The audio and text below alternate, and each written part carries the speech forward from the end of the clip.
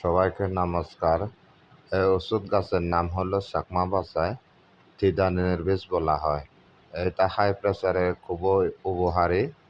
এই পাতা অথবা শাল সিদ্ধ করে দৈনিক 2 বার চায়ের মতো করে 2 বার যদি সেবন করেন বুঝতে পারবেন প্রেসার দ্রুত কমে কিনা।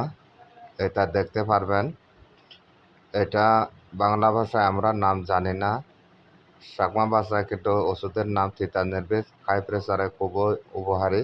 এটা জঙ্গলে পাওয়া যায়। দেখছেন এই পাতাগুলি কিরকম। এই যে ওষুধের পাতা একবার করে পরীক্ষা করে দেখতে পারেন। চাকমা বাচায়দের বলা হয় এর নাম থিতানির্বিষ। বাংলাদেশ ভাষায় নাম জানা নেই। হাই প্রেসারে খুবই উপকারিত। একবার সেবন করেন